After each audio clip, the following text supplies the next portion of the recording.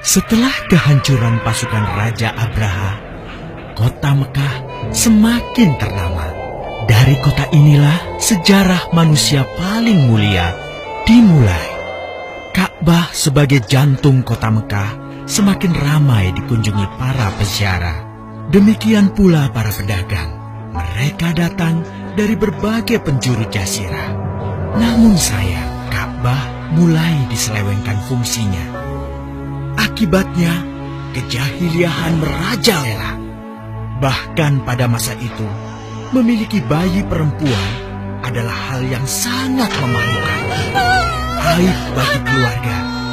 Sehingga sebagian dari mereka tega membunuh bayi perempuan mereka sendiri. Di tengah kondisi masyarakat jahiliyah itulah Nabi Muhammad dilahirkan. Bayi luar biasa itu lahir dari rahim seorang wanita mulia bernama Aminah.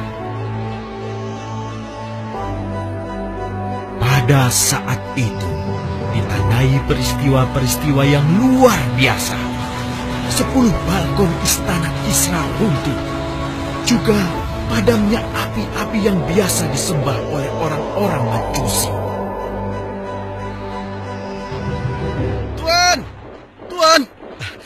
Tuan Abdul Muthalib, ada kabar gembira. Kabar gembira? Kabar gembira? Kabar gembira apa? Tuan, cucu Anda telah lahir. Benarkah? Laki-laki atau perempuan? Laki-laki, Tuan. Subhanallah, Alhamdulillah, Allahu Akbar. Kalau begitu aku ingin segera melihatnya. Mari, Tuan. Setelah mendengar itu, Abdul Muthalib bergegas menuju ke rumah Aminah.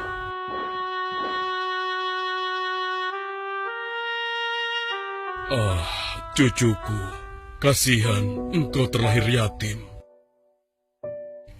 Dengan penuh kasih sayang, Abdul Muthalib membawa cucunya ke Ka'bah.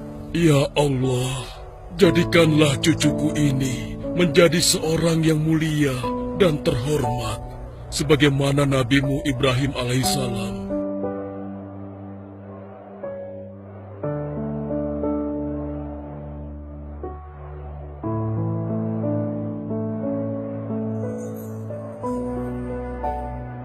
Siapa namanya, Ayah? Muhammad. Muhammad? Iya, aku akan menamainya Muhammad. Artinya yang terpuji. Kehadiran Muhammad kecil sungguh memberi kebahagiaan. Tidak hanya bagi keluarga Bani Hashim, bahkan seluruh kabilah suku Quraisy menyambutnya dengan sukacita. Kemudian Abdul Muthalib mencarikan ibu susu bagi Muhammad kecil. Kita sudah berhari-hari mencari anak susuan, yang dari situ kita akan mendapatkan imbalan yang cukup. Namun hingga saat ini, belum juga kita dapatkan. Ya, istriku, aku mengerti. Apa kita terima saja bayi yatim itu? Muhammad maksudmu? Iya, cucu dari Abdul Muthalib. Kasihan dia. Hampir semua teman-teman dari rombongan kita tidak ada yang mau menyusuinya. Karena tidak ada harapan untuk mendapatkan imbalannya dari ayah bayi itu. Betul juga engkau, istriku. Kasihan anak itu. Aku mendukungmu jika engkau susui dia. Mudah-mudahan Allah memberikan keberkahan bagi kita. Halimah segera mendatangi Abdul Muthalib. Dia bersedia untuk menjadi ibu susu dan pengasuh bagi Muhammad kecil. Betapa gembira Abdul Muthalib mendengarnya. Halimah dari Bani Sa'ad itu akhirnya dipercaya Abdul Muthalib untuk mengasuh cucunya 2 tahun lamanya. Ayo istriku, kita berangkat sekarang. Sebentar lagi suamiku.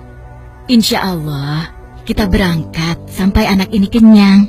Kalau begitu, aku lanjutkan berkemas-kemas dahulu. Hah? Ada apa suamiku? Lihat, unta dan keledai kita. Mereka demikian sehat, tidak seperti sebelumnya. Subhanallah. Betul, suamiku. Tidak seperti kemarin. Demi Allah, kau tidak salah memilih istriku. Kau telah mengambil anak yang dipenuhi dengan barokah. Allah melimpahkan keberkahan atas Halimah dan suaminya. Mereka pulang ke kampung Bani Sa'ad dengan penuh rasa syukur. 2 tahun berlalu sudah. Tugas Halimatus Sa'diyah sesungguhnya telah usai.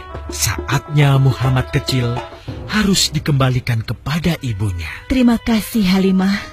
Engkau telah merawat anakku dengan baik selama 2 tahun. Tidak ada yang bisa kuberikan, kecuali aku berdoa. Semoga Allah memberkahi engkau dan keluargamu. Amin. Saya juga bersyukur diberikan kepercayaan dan kesempatan merawat anakmu, wahai Ibu Aminah. Namun, begini Bu, mohon maaf. Kalau boleh, izinkan aku merawat Muhammad lebih lama lagi. Aku masih sangat sayang padanya. Baiklah, kalau begitu aku setuju dengan usulmu. Bawa dan rawatlah Muhammad sebagaimana dia anakmu sendiri. Terima kasih, Ibu. Terima kasih. Begitulah, Muhammad kecil kembali ke tengah-tengah Bani Sa'ad. Ia tumbuh menjadi anak yang memiliki banyak teman karena kemuliaan akhlaknya. Tatkala berusia sekitar 4 tahun, terjadilah suatu peristiwa. Muhammad, Bu! Muhammad! Muhammad? Kenapa Muhammad? Muhammad dibawa orang. Hah? Dibawa orang? Diculik? Coba ceritakan. Ketika kami tengah bermain, tiba-tiba ada orang dewasa datang. Dia langsung membawa pergi Muhammad dan membunuhnya. Hah? Membunuhnya? Ya Allah, di mana? Di mana? Antarkan ibu ke sana. Dengan perasaan cemas, Halimah bergegas menuju tempat itu. Dan dilihatnya, Muhammad kecil tengah terduduk. Muhammad, apa yang terjadi denganmu? Dengan sangat tenang dan jelas, Muhammad kecil menceritakan apa yang telah terjadi. Bahwa seseorang telah membelah dadanya, mengambil hatinya, kemudian mencucinya dan mengembalikannya lagi ke tempatnya semula. Maka sesungguhnya yang datang itu adalah malaikat Jibril. Dia ditugaskan Allah untuk mencuci hati Rasulullah sehingga bersih dari segala kecenderungan setan. Subhanallah, sungguh anak ini bukanlah anak sembarangan. Sebaiknya aku kembalikan saja kepada ibunya. Peristiwa itu membuat Halimah sangat khawatir. Maka bergegaslah Halimah mengembalikan Muhammad kecil kepada ibunya. Menginjak usia yang ke-6 tahun, Muhammad kecil diajak ibunya untuk berziarah ke makam ayahnya, Abdullah di Yastrib. Dalam perjalanan pulang kembali ke kota Mekah, Aminah pun jatuh sakit. Dari hari ke hari, tubuhnya semakin melemah. Hingga di sebuah kota bernama Abwa, letaknya antara Mekah dan Yastrib, Aminah meninggal di sana. Dan Muhammad kecil pun menjadi seorang anak yatim piatu.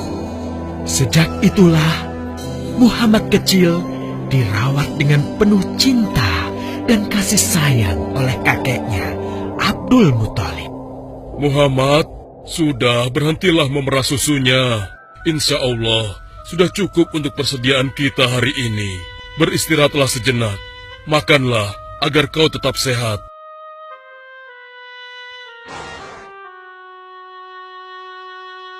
Ya Allah, betapa mulia akhlak cucuku ini. Namun, kasih sayang Abdul Muthalib tidak berlangsung lama. Saat usia Muhammad 8 tahun, Abdul Muthalib kakeknya yang sangat menyayanginya itu meninggal dunia. Kemudian, pengasuhan atas Muhammad pun beralih ke pamannya, Abu Thalib. Muhammad kecil tahu betul betapa sayangnya pamannya kepadanya. Di mana Muhammad? Ia tengah mengembalakan kambing milik salah seorang penduduk Mekah, suamiku. Sejak kapan dia keluar rumah? Sekitar waktu subuh tadi. Subhanallah, betapa baiknya akhlak keponakanku ini. Ya Allah, maafkan ketidakmampuanku mencukupi kebutuhan keponakanku. Sayangi dan berkahilah dia. Jadikanlah dia orang yang mulia di antara manusia. Hingga saat usia Muhammad menginjak 12 tahun, pamannya Abu Thalib mengajaknya berdagang ke Syam. Sampailah mereka di satu daerah bernama Busra. Saat mereka beristirahat, datanglah seorang pendeta menghampiri. Wahai saudaraku, selamat datang di Busra. Tampaknya kalian bukan orang sini. Dari manakah kalian berasal? Terima kasih saudaraku. Kami datang dari Mekah. Lalu, siapakah gerangan anak ini? Ini adalah keponakanku. Muhammad namanya. Apakah engkau bertanggung jawab atasnya, Tuan? Ya, Kemana ayahnya? ayahnya sudah meninggal sejak ia masih dalam kandungan. Oh, apakah kini dia yatim piatu? Benar, Aku sungguh beruntung bertemu dengannya. beruntung. Beruntung apa? Sungguh, keponakanmu ini adalah orang yang sangat istimewa. Oh ya? Ya, dia adalah seorang nabi, Hmm? seorang utusan Allah. Bagaimana kau tahu hal itu? Aku tahu karena aku seorang pendeta, dan berita kedatangan dia sebagai seorang utusan Allah sudah disampaikan di dalam Injil. Bahkan aku pun bisa mengetahuinya dari cincin kenabian yang berada di bagian bawah tulang rawan bahunya yang menyerupai buah apel sebagai tanda kenabiannya. Begitulah pendeta bernama Bahira menyampaikan kepada Abu Thalib perihal kenabian Muhammad. Ia berpesan agar menjaga baik-baik keponakannya itu, karena Muhammad kelak di suatu saat nanti akan menghadapi banyak gangguan dan rintangan. Istriku, Muhammad sudah berusia 25 tahun. Aku pikir sudah saatnya dia untuk menikah. Betul, suamiku. Namun, dengan siapakah dia akan kita jodohkan? Kemarin Khadijah mengirimkan utusannya dan menyatakan keinginan Khadijah untuk menjadikan Muhammad sebagai suaminya. Hah? Khadijah? Khadijah yang mulia itu? Betul, istriku. Khadijah yang selama ini mempercayakan barang perniagaannya kepada Muhammad. Kenapa dia memilih Muhammad? Ya, Khadijah mengagumi kejujuran dan kebaikan akhlak Muhammad. Menurutmu sendiri bagaimana? Aku pikir Khadijah adalah wanita terbaik bagi Muhammad. Kita akan melamarnya. Tepat di usia 25 tahun, Nabi Muhammad menikahi Khadijah yang berusia 40 tahun. Dari pernikahan itu, mereka dikaruniai Allah 6 orang anak. 2 laki-laki adalah Al-Qasim dan Abdullah. Sedangkan putrinya adalah Zainab, Ruqayyah, Ummu Kulsum, dan Fatimah. Namun, kedua putranya itu telah meninggal semenjak mereka kecil. Suatu ketika, terjadilah banjir besar di kota Mekah. Kabilah-kabilah di kota Mekah pun bergotong royong membangun kembali Ka'bah. Setelah pembangunannya selesai, terjadilah perselisihan antara pemuka kabilah tentang siapakah yang paling pantas meletakkan Hajar Aswad di Ka'bah. Abu Thalib, apa yang harus kita lakukan? Kita sudah bicarakan hal ini selama 5 hari, namun tidak ada titik temu.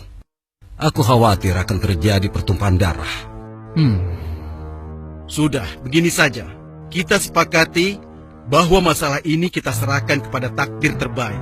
Lihat pintu masuk Ka'bah itu. Siapapun yang pertama kali akan melewati pintu itu, dan siapapun dia, kita tidak boleh menolaknya. Setuju? Aku juga setuju. Baiklah, aku setuju. Aku juga setuju. Baiklah, kita perhatikan bersama.